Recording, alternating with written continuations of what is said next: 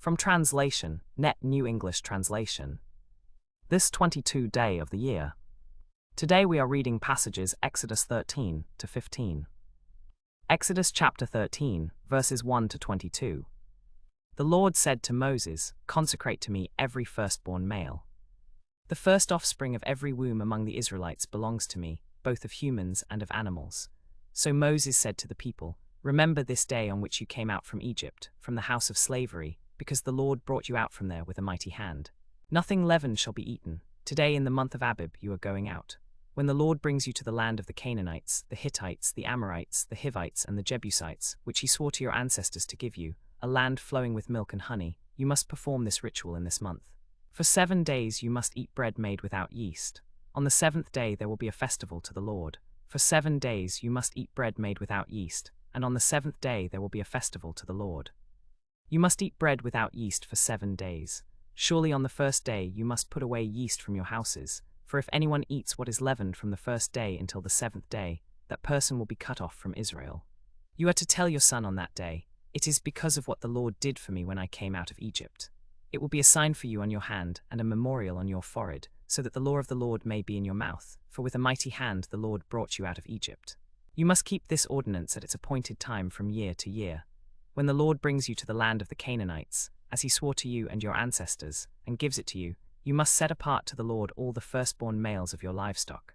The firstborn offspring of a cow, a sheep, or a goat must be yours.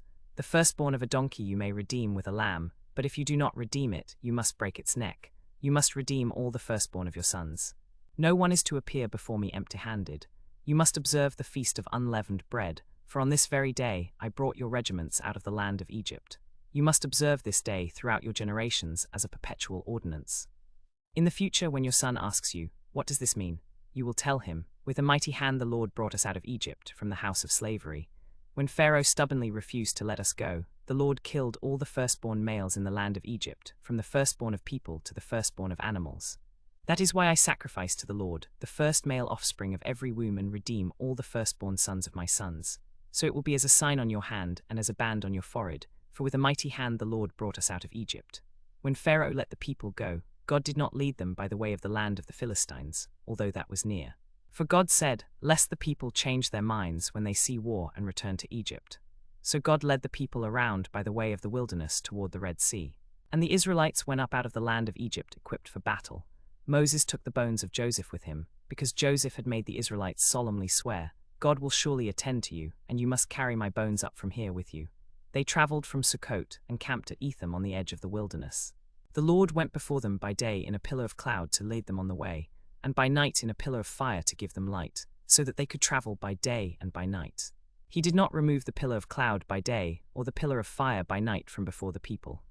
Exodus chapter 14, verses 1 to 31. The Lord said to Moses, "Tell the Israelites to turn back and camp before Pi-hahiroth, between Migdol and the sea. You are to camp before Baal-zephon, opposite it by the sea. Pharaoh will say of the Israelites, 'They are wandering around in the land, the wilderness has shut them in.' Then I will harden Pharaoh's heart, and he will chase after them. I will gain glory over Pharaoh and all his army, and the Egyptians will know that I am the Lord." So the Israelites did this. When the king of Egypt was told that the people had fled, Pharaoh and his servants changed their minds about the people and said, "What have we done, letting Israel leave from serving us?" So he had his chariot made ready and took his army with him. He took 600 select chariots, and all the other chariots of Egypt with officers over all of them. The Lord hardened the heart of Pharaoh king of Egypt, and he pursued the Israelites, who were going out defiantly. The Egyptians chased them and overtook them in their camp by the Red Sea, beside Pi-hahiroth in front of Baal-zephon. When Pharaoh drew near, the Israelites looked up and saw the Egyptians marching after them, and they were very frightened.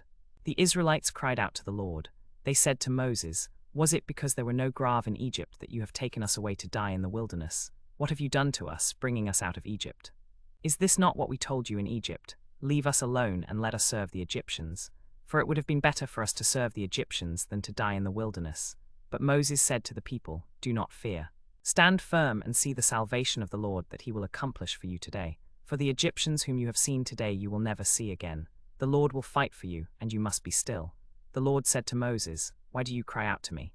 Tell the Israelites to set out. And you, lift up your staff and stretch out your hand over the sea and divide it, so that the Israelites can go through the sea on dry ground."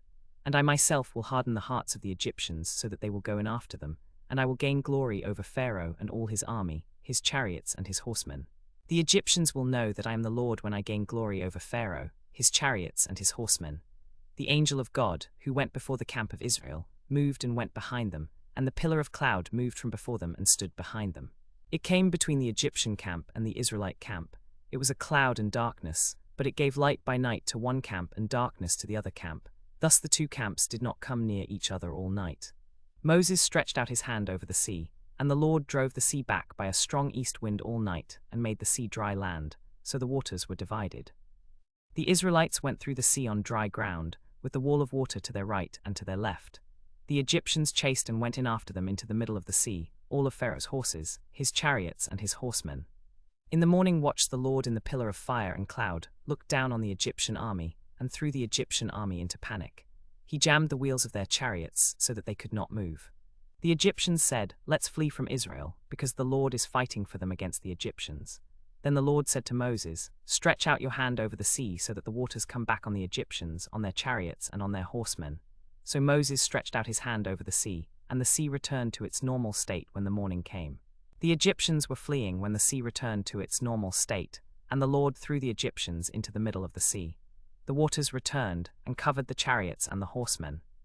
Of all the army of Pharaoh that had followed them into the sea, not one of them remained, but the Israelites walked on dry land in the middle of the sea, with the water like a wall to their right and to their left. So that day the Lord saved Israel from the hand of the Egyptians, and Israel saw the Egyptians dead on the shore.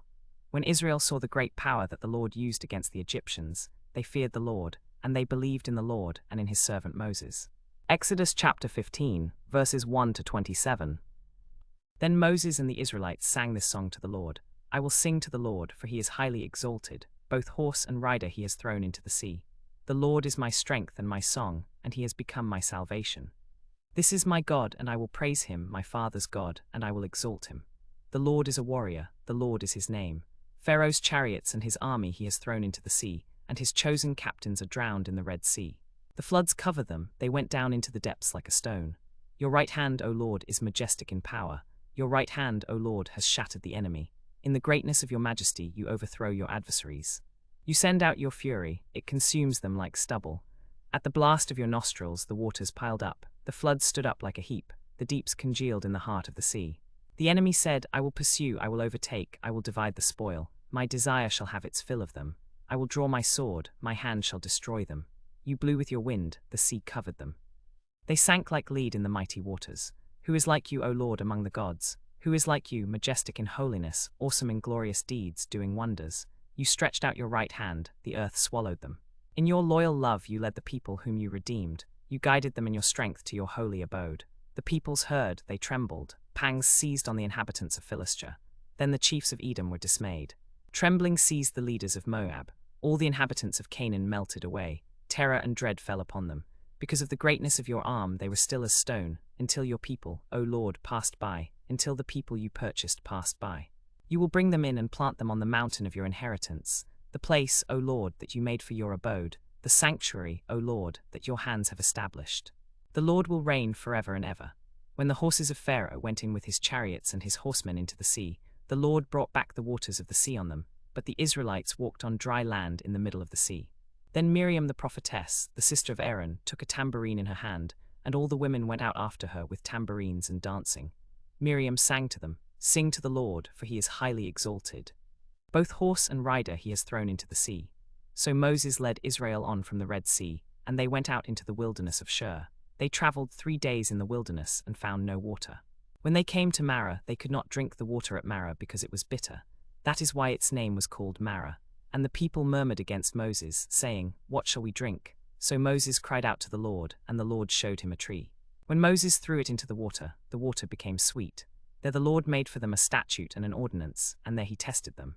He said, If you diligently obey the Lord your God, and are careful to do all his commandments that I command you today, then the Lord your God will set you high above all the nations of the earth. And all these blessings will come upon you and overtake you, if you obey the Lord your God. Then they came to Elim, where there were 12 springs of water and 70 palm trees, and they camped there by the waters.